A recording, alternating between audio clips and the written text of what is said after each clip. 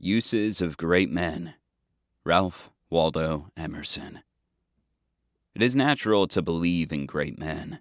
If the companions of our childhood should turn out to be heroes and their condition regal, it would not surprise us. All mythology opens with demigods, and the circumstance is high and poetic.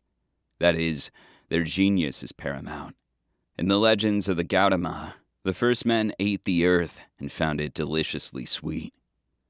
Nature seems to exist for the excellent. The world is upheld by the veracity of good men. They make the earth wholesome. They who lived with them found life glad and nutritious. Life is sweet and tolerable only in our belief in such society. And actually or ideally, we manage to live with superiors. We call our children and our lands by their names. Their names are wrought into the verbs of language. Their works and effigies are in our houses, and every circumstance of the day recalls an anecdote of them. The search after the great is the dream of youth and the most serious occupation of manhood. We travel into foreign parts to find his works, if possible, to get a glimpse of him. But we are put off with fortune instead. You say the English are practical, the Germans are hospitable. In Valencia, the climate is delicious, and in the hills of the Sacramento, there is gold for the gathering. Yes, but I do not travel to find comfortable, rich, and hospitable people, or a clear sky, or ingots that cost too much. But if there were any magnet that would point to the countries and houses where are the persons who are intrinsically rich and powerful, I would sell all and buy it and put myself on the road today. The race goes with us on their credit. The knowledge that in the city is a man who invented the railroad raises the credit of all the citizens. But enormous populations, if they be beggars, are disgusting, like moving cheese, like hills of ants or of fleas. The more, the worse. Our religion is the love and cherishing of these patrons. The gods of fable are the shining moments of great men. We run all our vessels into one mold. Our colossal theologies of Judaism, Christism, Buddhism, Mahometanism are the necessary and structural action of the human mind. The student of history is like a man going into a warehouse to buy cloths or carpets. He fancies he has a new article. If he go to the factory, he shall find that his new stuff still repeats the scrolls and rosettes which are found on the interior walls of the pyramids of Thebes. Our theism is the purification of the human mind. Man can paint, or make, or think nothing but man. He believes that the great material elements had their origin from his thought, and our philosophy finds one essence collected or distributed. If now we proceed to inquire into the kinds of service we derive from others, let us be warned of the danger of modern studies, and begin low enough. We must not contend against love, or deny the substantial existence of other people. I know not what would happen to us. We have social strengths. Our affection towards others creates a sort of vantage or purchase, which nothing will supply. I can do that by another which I cannot do alone. I can say to you what I cannot first say to myself. Other men are lenses through which we read our own minds. Each man seeks those of different quality from his own, and such as are good of their kind. That is, he seeks other men, and the other rest. The stronger the nature, the more it is reactive. Let us have the quality pure. A little genius let us leave alone. A main difference betwixt men is whether they attend their own affair or not.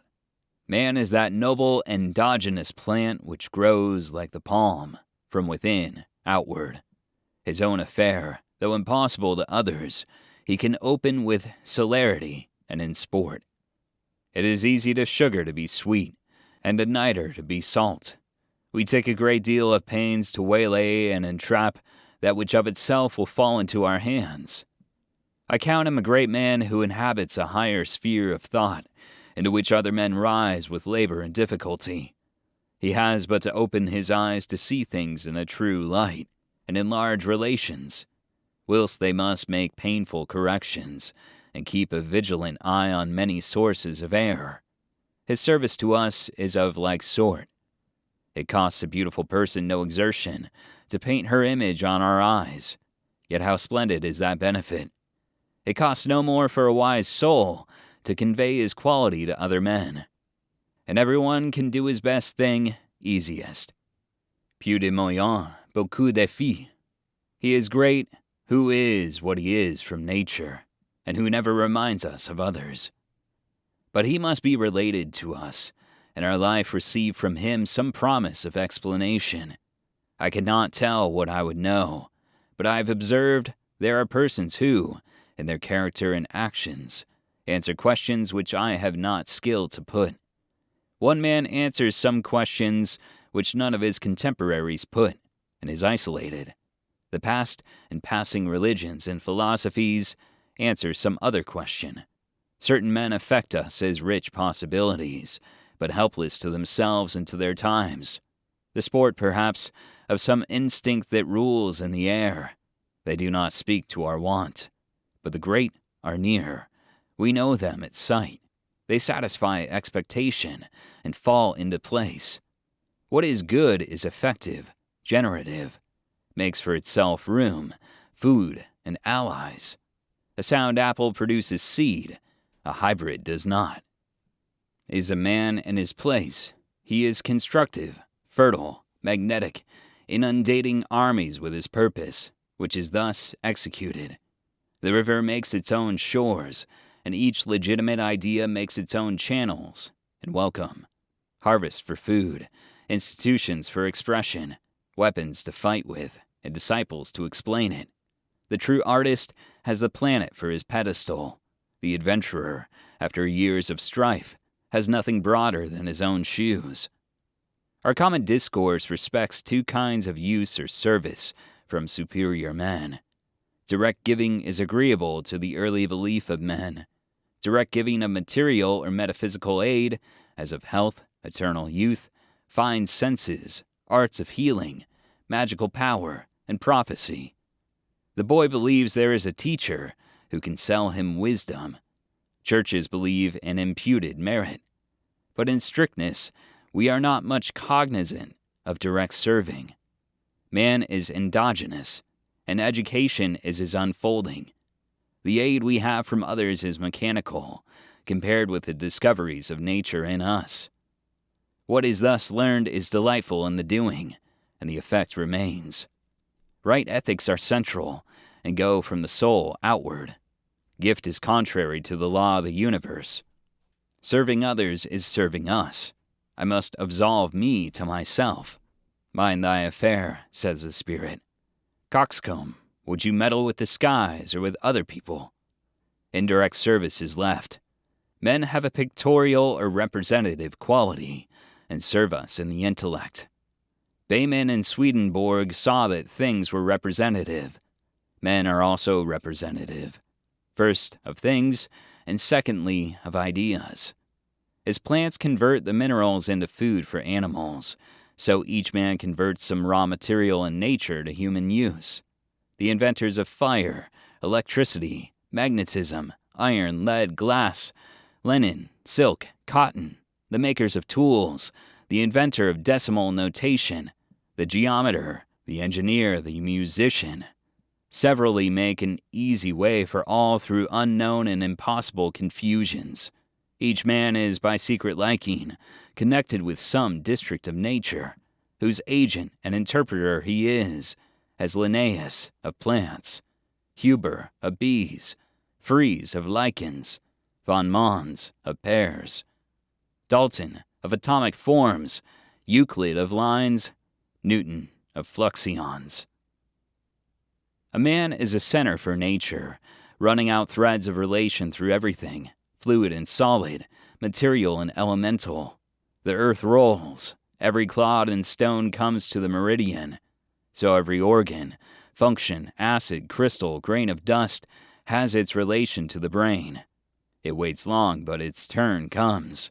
Each plant has its parasite, and each created thing its lover and poet. Justice has already been done to steam, to iron, to wood, to coal, to lodestone, to iodine, to corn and cotton. But how few materials are yet used by our arts. The mass of creatures and of qualities are still hid and expectant. It would seem as if each waited, like the enchanted princess in fairy tales, for a destined human deliverer. Each must be disenchanted and walk forth to the day in human shape. In history of discovery, the ripe and the latent truth seems to have fashioned a brain for itself. A magnet must be made man, and some Gilbert, or Swedenborg, or Oerstad, before the general mind can come to entertain its powers. If we limit ourselves to the first advantages, a sober grace adheres to the mineral and botanic kingdoms, which in the highest moments comes up as the charm of nature, the glitter of the spar, the sureness of affinity, the veracity of angles. Light and darkness, heat and cold, hunger and food, sweet and sour, solid, liquid, and gas, circle us round in a wreath of pleasures, and by their agreeable quarrel, beguile the day of life. The eye repeats every day the first eulogy on things. He saw that they were good. We know where to find them, and these performers are relished all the more after a little experience of the pretending races. We are entitled also to higher advantages. Something is wanting to science until it has been humanized. The table of logarithms is one thing, and its vital play in botany, music, optics, and architecture another. There are advancements to numbers, anatomy, architecture, astronomy, little suspected at first, when by union with intellect and will, they ascend into the life and reappear in conversation, character, and politics. But this comes later. We speak now only of our acquaintance with them in their own sphere, and the way in which they seem to fascinate and draw to them some genius who occupies himself with one thing all his life long. The possibility of interpretation lies in the identity of the observer with the observed. Each material thing has its celestial side, has its translation through humanity into the spiritual and necessary sphere, where it plays a part as indestructible as any other. And to these their ends all things continually ascend. The gases gather to the solid firmament. The chemic lump arrives at the plant and grows, arrives at the quadruped and walks, arrives at the man and thinks. But also the constituency determines the vote of the representative. He is not only representative, but participant. Like can only be known by like. The reason why he knows about them is that he is of them. He has just come out of nature, or from being a part of that thing. Animated chlorine knows of chlorine, and incarnate zinc of zinc. Their quality makes his career, and he can variously publish their virtues, because they compose him. Man, made of the dust of the world, does not forget his origin, and all that is yet inanimate will one day speak and reason. Unpublished nature will have its whole secret told. Shall we say that quartz mountains will pulverize into innumerable Werners, von Buchs, and Beaumonts, and the laboratory of the atmosphere holds in solution I know not what Berzelius is and Davies. Thus we sit by the fire and take hold of the poles of the earth. This quasi-omnipresence supplies the imbecility of our condition. In one of those celestial days when heaven and earth meet and adorn each other, it seems a poverty that we can only spend it once. We wish for 1,000 heads, 1,000 bodies, that we might celebrate its immense beauty in many ways and places. Is this fancy? Well, in good faith we are multiplied by our proxies. How easily we adopt their labors. Every ship that comes to America got its chart from Columbus. Every novel is a debtor to Homer. Every carpenter who shaves with a foreplane borrows the genius of a forgotten inventor. Life is girt all round with a zodiac of sciences, the contributions of men who have perished to add their point of light to our sky. Engineer, broker, jurist, physician, moralist, theologian, and every man, inasmuch as he has any science, is a definer and map maker of the latitudes and longitudes of our condition. These road makers on every hand enrich us. We must extend the area of life and multiply our relations. We are as much gainers by finding a new property in the old earth as by acquiring a new planet. We are too passive in the reception of these material or semi-material aids. We must not be sacks and stomachs. To ascend one step, we are better served through our sympathy. Activity is contagious. Looking where others look and conversing with the same things, we catch the charm which lured them. Napoleon said, "You must not fight too often with one enemy, or you will teach him all your art of war." Talk much with any man of vigorous mind, and we acquire very fast the habit of looking at things in the same light, and on each occurrence we anticipate his thought. Men are helpful through the intellect and the affections. Other help, I find, a false appearance.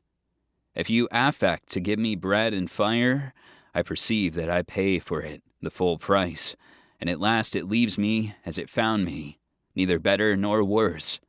But all mental and moral force is a positive good. It goes out from you, whether you will or not, and profits me whom you never thought of. I cannot even hear of personal vigor of any kind, great power of performance, without fresh resolution. We are emulous of all that man can do. Cecil's saying of Sir Walter Raleigh, "I know that he can toil terribly," is an electric touch. So are Clarendon's portraits of Hampden, who was of an industry and vigilance not to be tired out or wearied by the most laborious, and of parts not to be imposed on by the most subtle and sharp, and of a personal courage equal to his best parts. Of Falkland, who was so severe an adorer of truth that he could as easily have given himself leave to steal as to dissemble. We cannot read Plutarch without a tingling of the blood, and I accept the saying of the Chinese Mencius. A sage is the instructor of 100 ages. When the manners of Liu are heard of, the stupid become intelligent, and the wavering determined. This is the moral of biography, yet it is hard for departed men to touch the quick like our own companions, whose names may not last as long. What is he whom I never think of, whilst in every solitude are those who succor our genius and stimulate us in wonderful manners? There is a power in love to divine another's destiny better than that other can, and by heroic encouragements hold him to his task. What has friendship so signal as its sublime attraction to whatever virtue is in us? We will never more think cheaply of ourselves or of life. We are piqued to some purpose, and the industry of the diggers on the railroad will not again shame us. Under this head, too, falls that homage, very pure, as I think, which all ranks pay to the hero of the day. From Coriolanus to Gracchus, down to Pitt, Lafayette, Wellington, Webster, Lamartine. Hear the shouts in the street. The people cannot see him enough. They delight in a man. Here is a head and a trunk. What a front, what eyes. Atlantean shoulders, and the whole carriage heroic, with equal inward force to guide the great machine. This pleasure of full expression to that which, in their private experience, is usually cramped and obstructed, runs also much higher, and is the secret of the reader's joy in literary genius. Nothing is kept back. There is fire enough to fuse the mountain of ore. Shakespeare's principal merit may be conveyed in saying that he, of all men, best understands the English language, and can say what he will. Yet these unchoked channels and floodgates of expression are only health or fortunate constitution. Shakespeare's name suggests other and purely intellectual benefits. Senates and sovereigns have no complement, with their medals, swords, and armorial coats, like the addressing to a human being thoughts out of a certain height and presupposing his intelligence. This honor, which is possible in personal intercourse scarcely twice in a lifetime, genius perpetually pays. Contented, if now and then, in a century, the proffer is accepted. The indicators of the values of matter are degraded to a sort of cooks and confectioners on the appearance of the indicators of ideas. Genius is the naturalist or geographer of the supersensible regions and draws their map, and by acquainting us with new fields of activity, cools our affection for the old.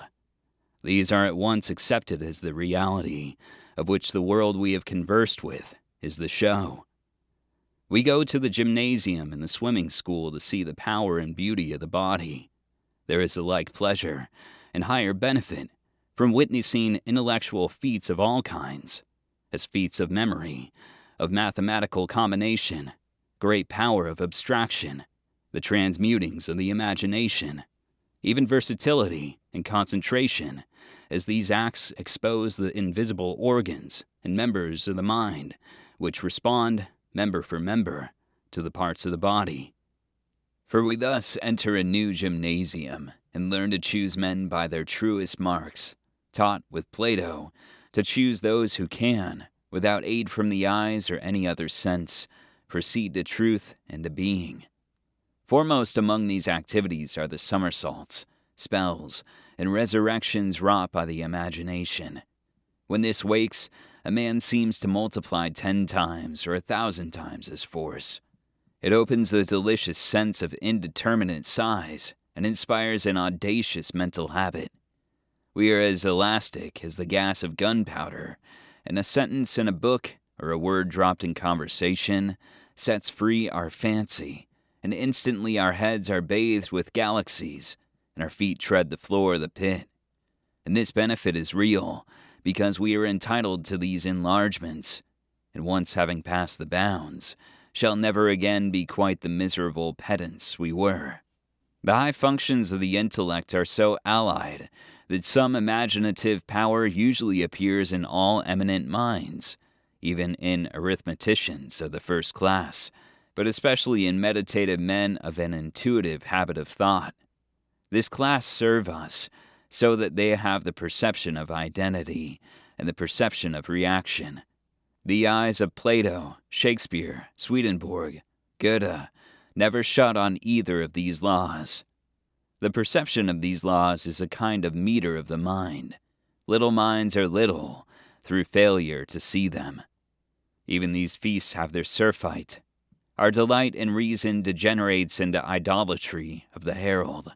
Especially when a mind of powerful method has instructed men, we find the examples of oppression. The dominion of Aristotle, the Ptolemaic astronomy, the credit of Luther, of Bacon, of Locke, and religion, the history of hierarchies, of saints, and the sects which have taken the name of each founder, are in point. Alas, every man is such a victim. The imbecility of men is always inviting the impudence of power.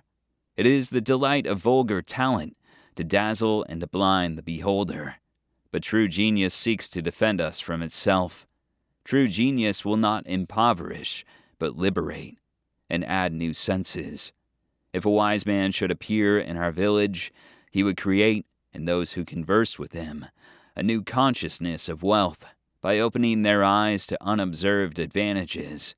He would establish a sense of immovable equality, calm us with assurances that we could not be cheated, as everyone would discern the checks and guarantees of condition. The rich would see their mistakes in poverty, the poor their escapes and their resources. But nature brings all this about in due time. Rotation is her remedy. The soul is impatient of masters, and eager for change. Housekeepers say of a domestic who has been valuable, "She had lived with me long enough." We are tendencies, or rather symptoms, and none of us complete. We touch and go, and sip the foam of many lives. Rotation is the law of nature. When nature removes a great man, people explore the horizon for a successor, but none comes, and none will. His class is extinguished with him. In some other and quite different field, the next man will appear. Not Jefferson, not Franklin, but now a great salesman, then a road contractor, then a student of fishes, then a buffalo hunting explorer, or a semi-savage Western general. Thus we make a stand against our rougher masters, but against the best there is a finer remedy. The power which they communicate is not theirs. When we are exalted by ideas, we do not owe this to Plato, but to the idea to which, also, Plato was debtor. I must not forget that we have a special debt to a single class. Life is a scale of degrees. Between rank and rank of our great men are wide intervals. Mankind have, in all ages, attached themselves to a few persons, who either by the quality of that idea they embodied, or by the largeness of their reception, were entitled to the position of leaders and lawgivers. These teach us the qualities of primary nature, admit us to the constitution of things. We swim day by day on a river of delusions, and are effectually amused with houses and towns in the air, of which the men about us are dupes. But life is a sincerity. In lucid intervals we say, "Let there be an entrance open for me into realities. I have worn the fool's cap too long." We will know the meaning of our economies and politics. Give us the cipher, and if persons and things are scores of a celestial music, let us read off the strains. We have been cheated of our reason, yet there have been sane men who enjoyed a rich and related existence. What they know for us. With each new mind, a new secret of nature transpires, nor can the Bible be closed until the last great man is born. These men correct the delirium of the animal spirits, make us considerate, and engage us to new aims and powers. The veneration of mankind selects these for the highest place. Witness the multitude of statues, pictures, and memorials, which recall their genius in every city, village, house, and ship. Ever their phantoms arise before us, our loftier brothers, but one in blood. At bed and table they lord it o'er us, with looks of beauty and words of good. How to illustrate the distinctive benefit of ideas, the service rendered by those who introduce moral truths into the general mind? I am plagued, in all my living, with a perpetual tariff of prices. If I work in my garden and prune an apple tree, I am well enough entertained, and could continue indefinitely in the like occupation.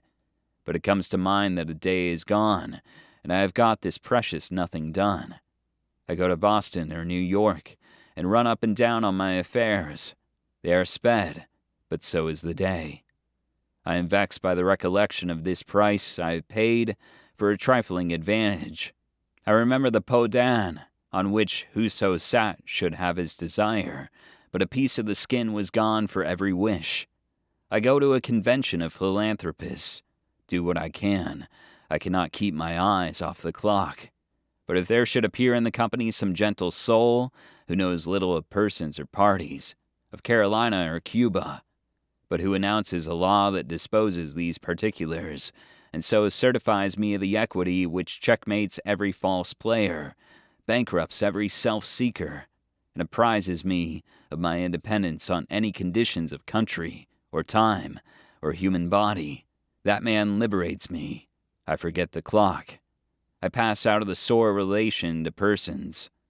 I am healed of my hurts. I am made immortal by apprehending my possession of incorruptible goods. Here is great competition of rich and poor. We live in a market where is only so much wheat or wool or land. And if I have so much more, every other must have so much less. I seem to have no good without breach of good manners. Nobody is glad in the gladness of another, and our system is one of war, of an injurious superiority. Every child of the Saxon race is educated to wish to be first. It is our system, and a man comes to measure his greatness by the regrets, envies, and hatreds of his competitors. But in these new fields there is room. Here are no self-esteems, no exclusions. I admire great men of all classes, those who stand for facts and for thoughts. I like rough and smooth, scourges of God and darlings of the human race. I like the first Caesar and Charles V of Spain and Charles VII of Sweden.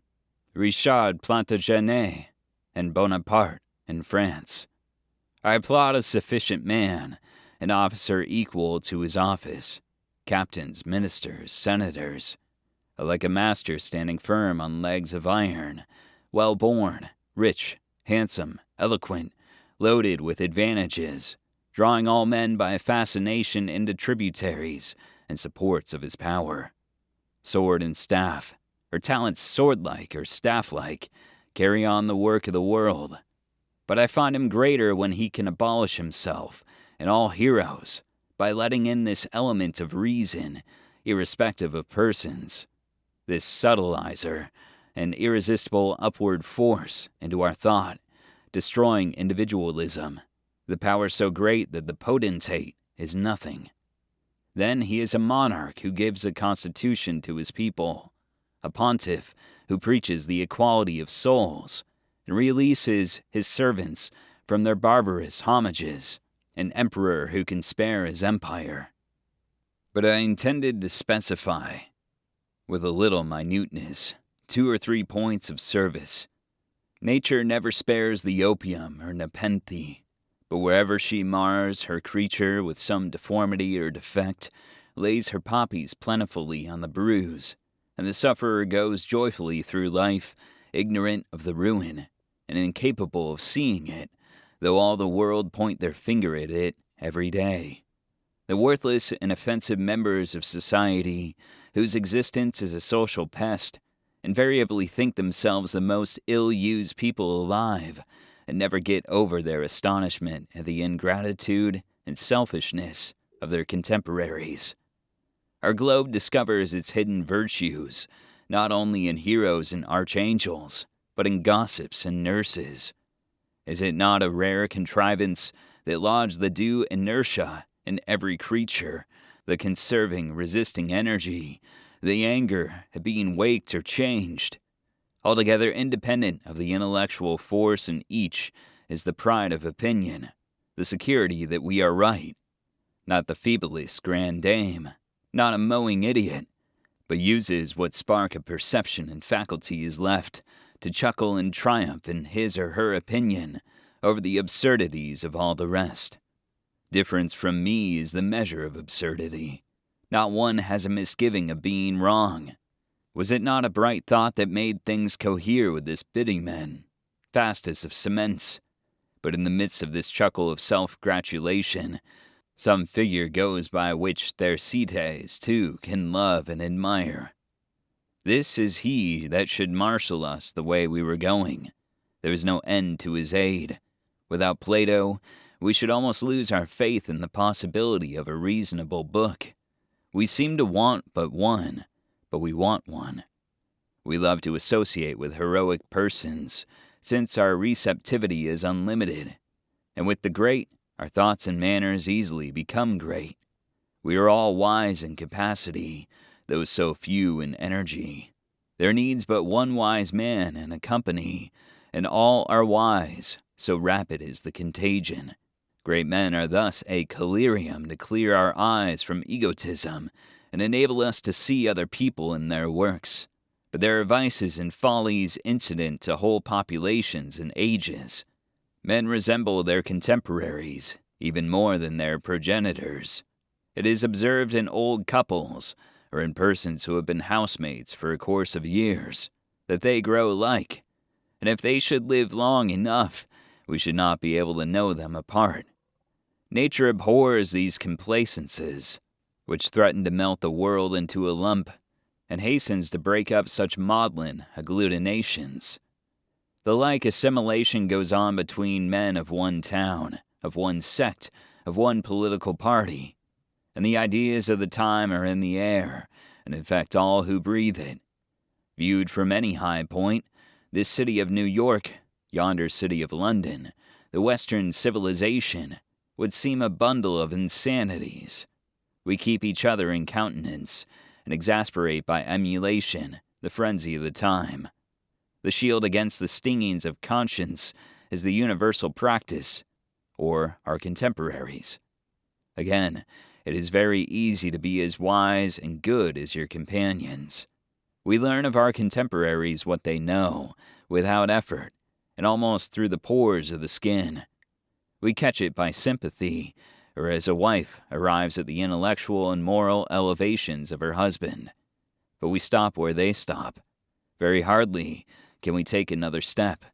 The great are such as hold of nature and transcend fashions by their fidelity to universal ideas, are saviors from these federal errors and defend us from our contemporaries.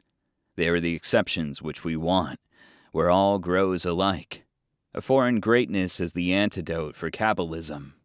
Thus we feed on genius and refresh ourselves from too much conversation with our mates and exult in the depth of nature in that direction in which he leads us.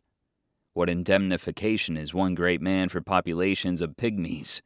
Every mother wishes one son a genius, though all the rest should be mediocre. But a new danger appears in the excess of influence of the great man. His attractions warp us from our place. We become underlings and intellectual suicides. Ah, yonder in the horizon is our help. Other great men, new qualities, counterweights and checks on each other. We cloy of the honey of each peculiar greatness. Every hero becomes a bore at last. Perhaps Voltaire was not bad-hearted, yet he said of the good Jesus, even, "I pray you, let me never hear that man's name again." They cry up the virtues of George Washington. Damn George Washington, is the poor Jacobin's whole speech and confutation. But it is human nature's indispensable defense.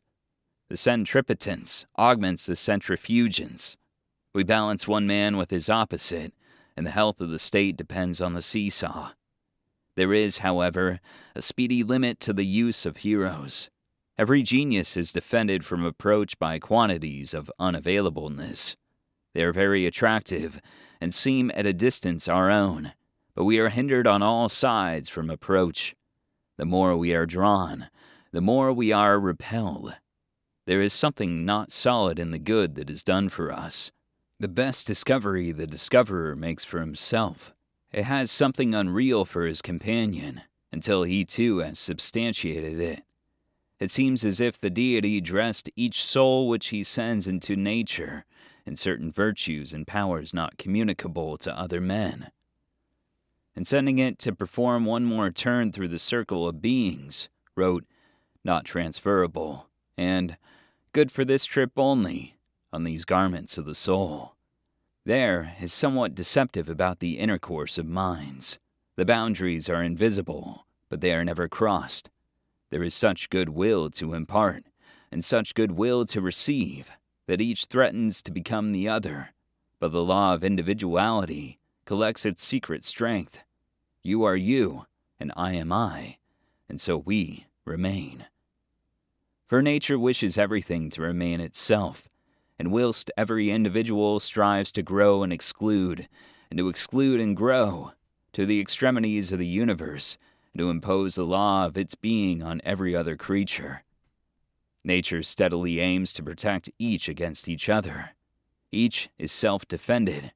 Nothing is more marked than the power by which individuals are guarded from individuals.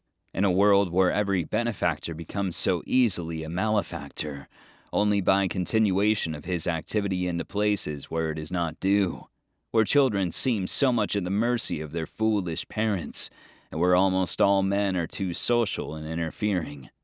We rightly speak of the guardian angels of children. How superior in their security from infusions of evil persons, from vulgarity and second thought. They shed their own abundant beauty on the objects they behold. Therefore, they are not at the mercy of such poor educators as we adults. If we huff and chide them, they soon come not to mind it, and get a self-reliance. And if we indulge them to folly, they learn the limitation elsewhere.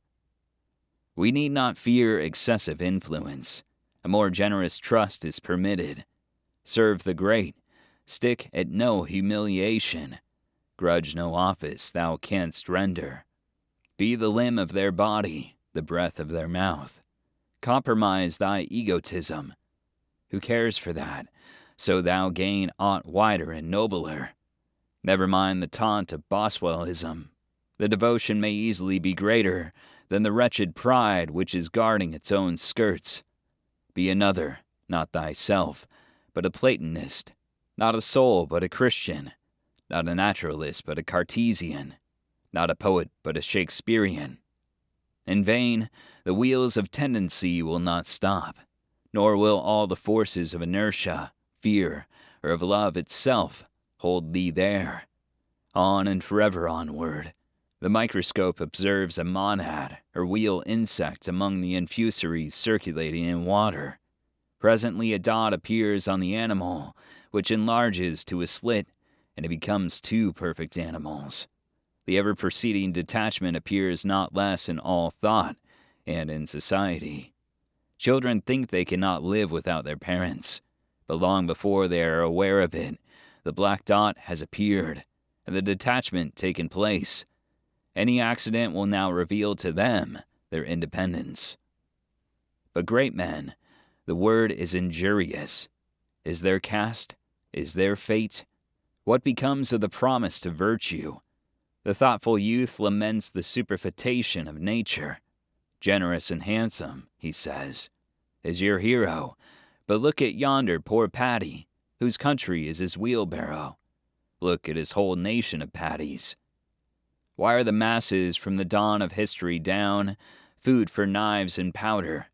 The idea dignifies a few leaders who have sentiment, opinion, love, self-devotion, and they make war and death sacred. But what for the wretches whom they hire and kill? The cheapness of man is every day's tragedy. It is as real a loss that others should be low as that we should be low, for we must have society. Is it a reply to these suggestions to say society is a Pestalozzian school, all our teachers and pupils in turn? We are equally served by receiving and by imparting.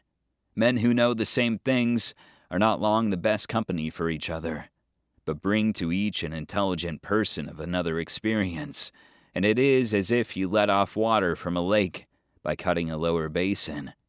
It seems a mechanical advantage, and great benefit it is to each speaker, as he can now paint out his thought to himself. We pass very fast in our personal moods from dignity to dependence, and if any appear never to assume the chair, but always to stand and serve, it is because we do not see the company in a sufficiently long period for the whole rotation of parts to come about. As to what we call the masses and common men, there are no common men.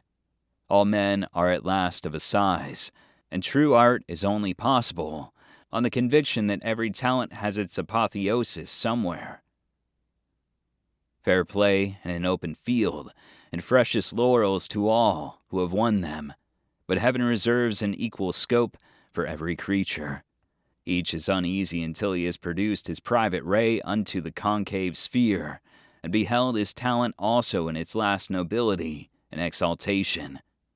The heroes of the hour are relatively great, of a faster growth, or they are such in whom at the moment of success a quality is ripe which is then in request. Other days will demand other qualities. Some rays escape the common observer and want a finely adapted eye. Ask the great man if there be none greater. His companions are, and not the less great, but the more, that society cannot see them. Nature never sends a great man into the planet without confiding the secret to another soul. One gracious fact emerges from these studies, that there is true ascension in our love. The reputations of the 19th century will one day be quoted to prove its barbarism. The genius of humanity is the real subject whose biography is written in our annals. We must infer much and supply many chasms in the record. The history of the universe is symptomatic, and life is mnemonical. No man, in all the procession of famous men, is reason or illumination, or that essence we were looking for, but is an exhibition, in some quarter, of new possibilities. Could we one day complete the immense figure which these flagrant points compose? The study of many individuals leads us to an elemental region wherein the individual is lost, or wherein all touch by their summits. Thought and feeling that break out there cannot be impounded by any fence of personality. This is the key to the power of the greatest men. Their spirit diffuses itself. A new quality of mind travels by night and by day in concentric circles from its origin, and publishes itself by unknown methods. The union of all minds appears intimate. What gets admission to one cannot be kept out of any other. The smallest acquisition of truth or of energy in any quarter is so much good to the commonwealth of souls. If the disparities of talent and position vanish when the individuals are seen in the duration which is necessary to complete the career of each, even more swiftly the seeming injustice disappears when we ascend to the central identity of all the individuals, and know that they are made of the substance which ordaineth and doeth. The genius of humanity is the right point of view of history. The qualities abide. The men who exhibit them have now more, now less, and pass away. The qualities remain on another brow. No experience is more familiar. Once you saw phoenixes. They are gone. The world is not therefore disenchanted. The vessels on which you read sacred emblems turn out to be common pottery, but the sense of the pictures is sacred, and you may still read them transferred to the walls of the world. For a time our teachers serve us personally as meters or milestones of progress. Once they were angels of knowledge, and their figures touched the sky. Then we drew near, saw their means, culture, and limits, and they yielded their place to other geniuses. Happy if a few names remain so high that we have not been able to read them nearer, and age and comparison have not robbed them of a ray. But at last we shall cease to look in men for completeness, and shall content ourselves with their social and delegated quality. All that respects the individual is temporary in perspective, like the individual himself, who is ascending out of his limits into a Catholic existence. We have never come at the true and best benefit of any genius, so long as we believe him an original force. In the moment when he ceases to help us as a cause, he begins to help us more as an effect. Then he appears as an exponent of a vaster mind and will. The opaque self becomes transparent with the light of the first cause. Yet within the limits of human education and agency, we may say great men exist that there may be greater men. The destiny of organized nature is amelioration, and who can tell its limits? It is for man to tame the chaos on every side, whilst he lives, to scatter the seeds of science and of song, that climate, corn, animals, men, may be milder, and the germs of love and benefit may be multiplied.